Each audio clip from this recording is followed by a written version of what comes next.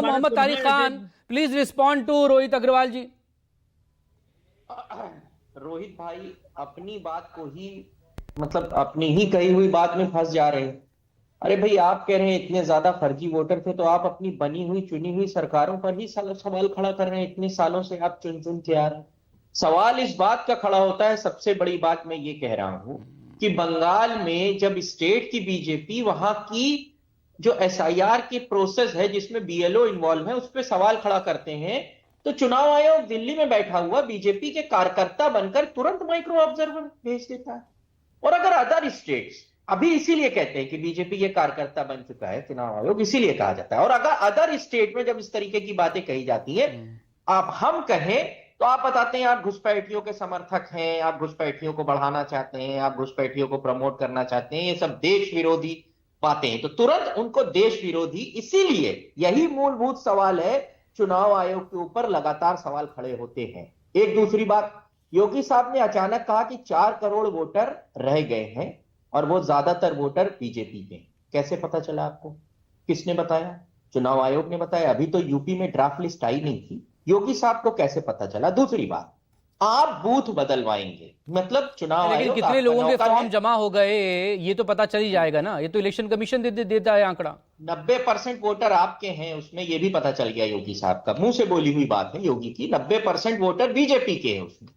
दूसरी बात यह है कि पूरे भारत में एक प्रक्रिया कर दी जाए, हिंदू और मुसलमान बूथों को अलग कर दिया जाए। कितनी सांप्रदायिक बात है ये। आप कह रहे हैं कि मुसलमान, और उसके बाद आप उन बूथों पर जहां पर मुसलमान वोट ना हो या गैर जो दूसरी जाति के वोटर हैं या धर्म के वोटर हैं वो ना हो, तो धर्म और जाति के आधार पर बूथ बना लिया जाए, उसके बाद उन बूथों को आप बैठकर लूटिए। ये कहना है। और चुनाव आयोग चुप, चुनाव आयोग चुप है इस बात पर। आप ये कह रहे हैं कि हिंदू मुसलमानों का बूथ अलग कर दिया जाए। क्यों भाई, क्यों? एक देश और बनाना चाहते हैं आप, बंटवारा कराना चाहते हैं। ये कतई भी बंटवारा कराने वाली बात नहीं है क्या? इसको नहीं समझा जाए? Vijay Sharma ji now please respond to Mohammad Tariq Khan. Samajwadi Party को एक रिस्पॉन्ड कर दीजिए प्लीज। जी देखिए, तारिक भाई ने एक बात की कि यूपी में योगी साहब को कैसे पता। रहे तारिक जी, तभी तो हम सरकार में और सत्ता में हैं। हम जमीन के ऊपर काम करते हैं, हमारे बीएलए काम करते हैं, हमें पता होती है। और किसी मतदाता का अगर नाम रह जाता है, छूट जाता है, तो उसको हम अपना मानते हैं। ये नहीं कि ये घुसपैठिए भी हमारे हैं। दूसरा, आपने बात की यूपी की, तो यूपी और वेस्ट बंगाल में जमीन आसमान का फर्क है। मैं तथ्य के आधार पर बता देता हूं। कैसे? सेंट्रल फोर्सेज को एकमात्र प्रदेश है वेस्ट बंगाल जहां लगाना पड़ता है चुनाव कराने के लिए। कभी किसी प्रदेश में लगाना पड़ा है क्या?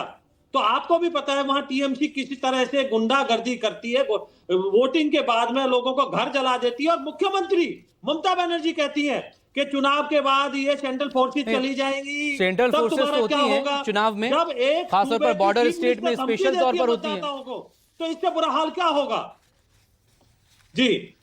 अकेला तो पश्चिम बंगाल बॉर्डर शेयर कर रहा है। उसका तुलना करना, और देश का चौथाई मतदाता तो यूपी में रहता है, तो आप कैसे तुलना कर सकते हो? स्टेट में होता है ऐसा, हर बॉर्डर के स्टेट में होता है ऐसा? बिल्कुल नहीं है। हर बॉर्डर के स्टेट में फोर्सेस लगाई जाती है जब चुनाव होता है। मैं सिर्फ एक सवाल हिमाचल में कौन सी लगाई जाती है, उत्तराखंड में कौन सी एक सवाल बताइए। बात बॉर्डर के फोर्सेस पे नहीं हो रही है, बात एसआईआर पे हो रही है। वही बीएलओ तो आप कह रहे हो ना, आपने एक आरोप लगाया है ना, तो मैं उसका जवाब दे रहा हूं। अगर बीएलओ एसआईआर बंगाल में बीजेपी मांग करती है, उत्तर प्रदेश में क्यों नहीं करती है? तो मैंने वो बताया कि वेस्ट बंगाल में हालात क्या है। वह बम फोड़े जाते हैं, वहां की चीफ मिनिस्टर धमकी देती है, वहां सेंट्रल फोर्सेज को लगाना पड़ता है शांतिपूर्ण चुनाव के लिए, वहां पुनर्मतदान होता है। ये एकमात्र राज्य है भारत नहीं, वो तो कहीं किसी पोलिंग बूथ पर अगर कोई परेशानी होगी तो वहां अगर कोई आपत्ति लेगा तो वहां तो हो जाएगा मतदान। अकेले कोई पश्चिम बंगाल को ऐसे आप थोड़ी अलग कर सकते हैं इस मामले से। नहीं, एक